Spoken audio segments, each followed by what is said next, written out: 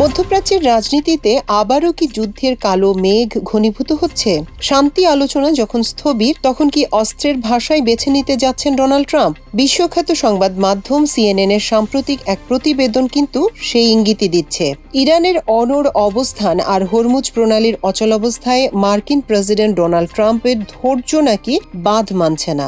আজকের ভিডিওতে আমরা বিশ্লেষণ করব কেন ট্রাম্প আবার হামলার কথা ভাবছেন এবং এই উত্তেজনার পেছনে পর্দার অন্তরালের কারণগুলো কি। CNN এর প্রতিবেদন অনুযায়ী ট্রাম্পের এই নতুন হামলার চিন্তার পেছনে মূল কারণ হল শান্তি আলোচনার দীর্ঘসূত্রিতা। ট্রাম্প আশা করছিলেন তেহরান দ্রুত একটি চুক্তিতে আসবে, কিন্তু বাস্তবতা ভিন্ন। সূত্রগুলো বলছে ট্রাম্প বর্তমানে ইরানের উপর ভীষণ বিরক্ত। কেন? ১. হরমুজ প্রণালী।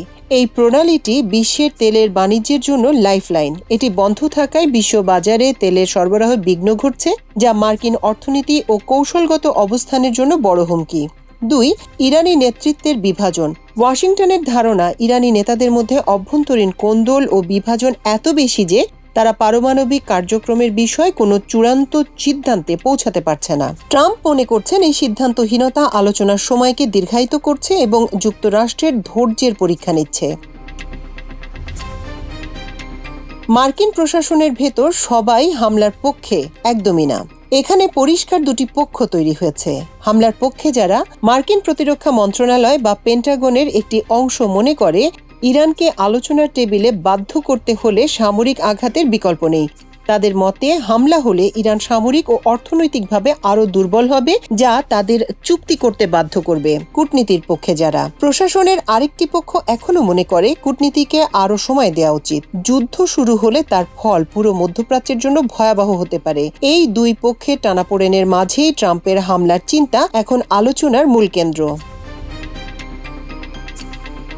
এই পুরো ঘটনায় একটি নতুন মোড় হল পাকিস্তানের ভূমিকা।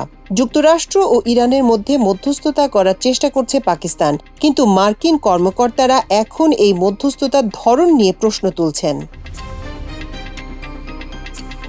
মার্কিন গোয়েন্দা ও কর্মকর্তাদের সন্দেহ পাকিস্তানকে আদৌ ট্রাম্পের কড়া বার্তাগুলো ইরানের কাছে সঠিকভাবে পৌঁছাচ্ছে। তাদের ধারণা পাকিস্তান হয়তো শুধু ইতিবাচক খবরগুলোই দুই দেশের মধ্যে আদান প্রদান করছে। অর্থাৎ তেহরান যদি ট্রাম্পের কোনো কঠোর মনোভাবের কথা না জানে, তবে তারা আলোচনার গুরুত্ব বুঝবে না। বাস্তবের সাথে এই সুগার কোটেড বা মোড়কজাত ইতিবাচক আলোচনার কোনো মিল নেই বলে মনে করছে ওয়াশিংটন। তবে মধ্যপ্রাচ্যের একজন প্রভাবশালী কর্মকর্তা CNN-কে জানিয়েছেন ভিন্ন কথা। তার মতে পাকিস্তান এবং মধ্যপ্রাচ্যের অন্যান্য দেশগুলো ইরানকে পরিষ্কারভাবে সতর্ক করেছে। তারা ইরানকে জানিয়েছে যে ট্রাম্প বর্তমান পরিস্থিতিতে মোটেই সন্তুষ্ট নন এবং এটাই হতে পারে কূটনীতির শেষ সুযোগ। কিন্তু সমস্যা হলো ইরান যেন সবকিছুতেই নির্লিপ্ত। তারা এই সতর্কতাগুলো খুব একটা গুরুত্ব দিচ্ছে না বলে অভিযোগ উঠেছে। তেহরানের এই ডোন্ট কেয়ার ভাব ট্রাম্পকে আরো বেশি ক্ষুব্ধ করে তুলেছে।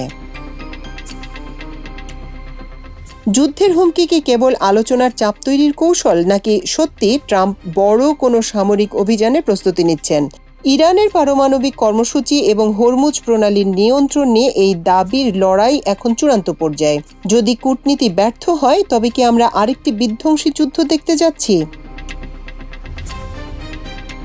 আপনার কি মনে হয়, ট্রাম্পের এই কড়া অবস্থান কি ইরানকে আলোচনায় ফেরাবে, নাকি সংঘাত অনিবার্য? আপনার মতামত আমাদের কমেন্ট করে জানান।